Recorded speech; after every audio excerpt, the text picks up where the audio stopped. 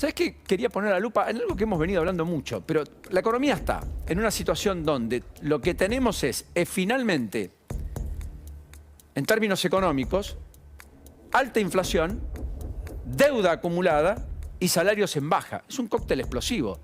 En esa economía el ministro es competitivo y está a las puertas de eventualmente ser consagrado presidente. Pero en cualquiera de los casos con la idea de que cuando él sea presidente, a partir del 10 de diciembre, pese a que hace cosas de presidente, como lanzar la campaña antártica ayer, como ir como ministro de Economía el día de la Policía Federal a saludar a los oficiales, como sucedió un sábado, cosa que hacen los presidentes, o en todo caso los ministros de Seguridad, que de hecho fue Aníbal Fernández. Bueno, lo cierto es que en ese contexto Massa es competitivo. Ahora, miren la inercia inflacionaria, porque más allá del 8,3, Ecolatina dio a conocer un informe sobre las primeras 2 semanas de noviembre. ¿Quieren ver cómo empezó noviembre? Empezó de esta manera, con una inflación del 11,9. 11,9. Y todavía no tuvimos la referencia de con qué precios y con qué dólar van a ajustarse precios la semana que viene, post-elecciones, donde en general este tipo de cambio de 3,50 no rige. De hecho, el gobierno empezó a moverlo, pero algunos dicen no alcanza, lo va a tener que mover mucho más rápido. Y hay sectores exportadores, por caso en Misiones, que dicen no podemos tener un dólar menor de 700. Lo cierto es que 11,9.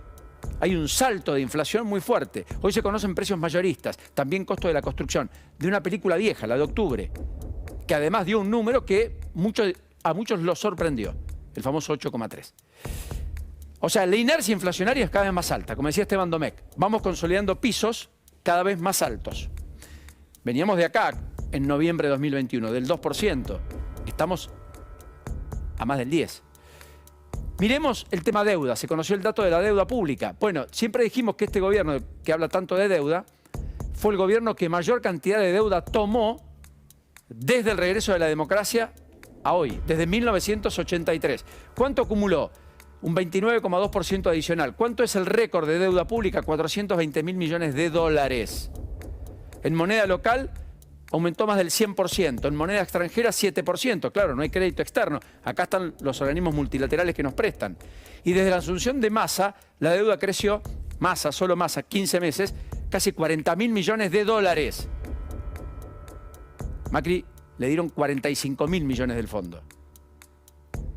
Miremos esta otra, Salvador Vitelli, deuda pública total, 420.000 millones, nuevo récord. ¿Cómo se compone? 35,9 en pesos, pero, muy importante, 2 de cada 3 pesos de deuda se ajustan con inflación, SER. Un 4% al dólar link, dólar oficial, devaluás, pagas más. 31% bono dual, lo que te dé más interés, o devaluación o inflación. O sea, tienen cobertura los inversores, lo que le prestan a la Argentina. Y esto, nominal o Badlar, son criterios más internacionales. 98%, como lo dice Sebastián Vitelli, de la deuda en pesos, que no es más buena, está indexada a devaluación o inflación. O sea, no se licúa. ¿Queda claro? Porque por eso emite bonos y alguien lo compra. De lo contrario no compraría nadie. ¿A qué tasa le compras? Un bono al Estado, que además te lo puede reprogramar. Moneda extranjera. 64% del total de la deuda pública argentina está en moneda extranjera, 81% en dólares, 2% en euros y 16% en derechos especiales de giro, o sea, Fondo Monetario Internacional. Miremos la última, sobre esto que hablamos de la economía, el tema salarios, porque esa inflación, con ese alto endeudamiento fruto del abultado déficit fiscal, conlleva una corrosión en los ingresos, que esta postal lo muestra. Está el empleo regulado o el registrado y el no registrado. Este es el empleo registrado, este es el que discute salario en paritaria. Fíjense que está relativamente estable. En lo que va del año está perdiendo 2% promedio, 2%, ¿ven? Cayó un poquito. 2023, empezamos en 2017, que es cuando empieza a perder poder específico. Y miren lo que es el salario informal. Cayó más del 30% en lo que va del año. Ahí en la base de la pirámide social es donde el peronismo tiene problemas para generar los votos. Porque acá, de cada 3 cosas que compraban, compran 2. Hay una que ya no la pueden comprar. Y porque no tienen con quién discutir la paritaria. Este es el promedio. O sea, la Argentina está con una economía con alta inflación, deuda creciente, que empieza a ser un problema, que hay que atenderla, que hay que reperfilar, reprogramar, renegociar. Más ayer dijo voy a renegociar con el fondo. Me parece que no solo es la renegociación con el fondo. Lo que se viene, gane uno, gane otro. Que es bastante más amplio. Y habrá que ver cómo se ajusta salario. Cómo ese precio relativo, el del dólar, pero también el del salario, se acomoda. ¿De qué manera? ¿De qué forma?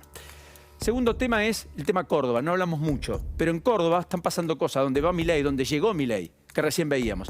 Ayer hubo cambios pocos republicanos, pasó inadvertido. Córdoba tiene una unicameral, como la ciudad de Buenos Aires, y como muchas otras legislaturas del interior del país. En esa unicameral ayer, el oficialismo logró de manera intempestiva, más bien, lo había anunciado, lo pudo congeniar con una parte del PRO, la más cercana a Rodríguez Larreta, cambios en el Tribunal de Cuentas, donde por primera vez en 20 años la mayoría iba a estar en manos de la oposición. Eso es lo que votó la gente, cortó boleta, eligió a Yarlora, ganó por poco más de 60.000 votos, creo, en una elección finita, pero en el Tribunal de Cuentas puso a la oposición. Sin embargo, modificaron aspectos del funcionamiento del Tribunal de Cuentas, además de establecer nombramientos del personal del Tribunal de Cuentas, que se supone que son cuadros técnicos que reportan más al peronismo que a la oposición que va a desembarcar a fin de año. Y ahora que la oposición tiene la mayoría, le sacan atribuciones, es decir, la rendición de cuentas del gobierno provincial va a tener capítulos distintos a los que tenía hasta acá. O sea, se va a revisar menos, se lo pongo en criollo. No parece lo más republicano. Al mismo tiempo cambió el Código Electoral, establece una ventana mayor de tiempo entre la convocatoria de elecciones o la realización de elecciones y la entrega del mandato.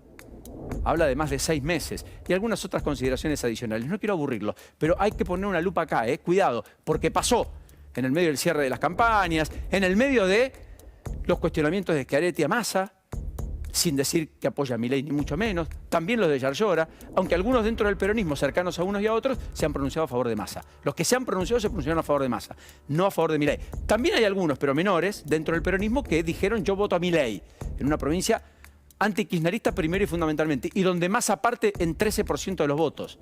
Aspira a llegar a 35%, se conforma, veremos. Ahí cierra Milei hoy. Y lo último, esta idea, en términos de la política, de lo que está pasando en España, también nos vuelve como un espejo. Porque hoy embistieron a Pedro Sánchez. Logró los votos suficientes. No fue el más votado en las elecciones. Fue segundo. Núñez Feijóo no pudo construir gobierno, no pudo construir gobernabilidad. Eso está en la Constitución. Hasta ahí nada anormal. Ahora, ¿cómo construye ese tercer mandato por delante de Pedro Sánchez de 4 años?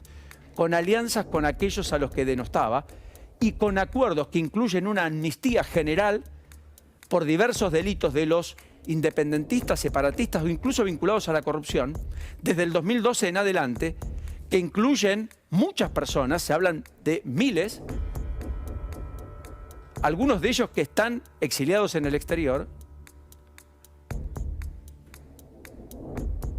en un contexto de una sociedad que dice, este era mi límite. Lo que se está rompiendo es el pacto democrático en sentido del pacto constitucional.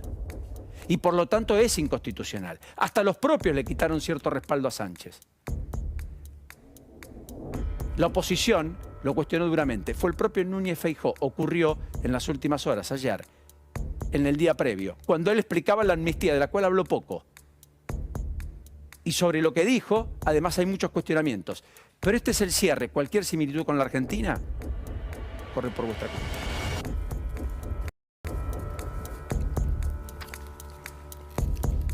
El 5% de los españoles dormiríamos tranquilos con Podemos en el gobierno. ¿Cómo va esto, señorías?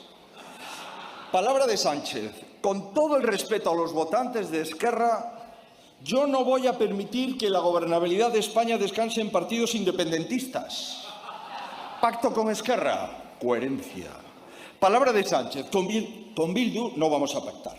Si quieren se lo repito 5 o 20 veces, con Bildu no vamos a pactar. Pacto con Bildu, coherencia. Palabra de Sánchez, siento vergüenza de que un político indulte a otros políticos. Indultos.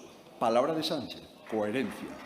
Palabra de Sánchez, yo me comprometo, señores de Junts, yo me comprometo, señor Sánchez, a traer al señor Puigdemont de vuelta a España y que rinda cuentas ante la justicia. Palabra de Sánchez, coherencia.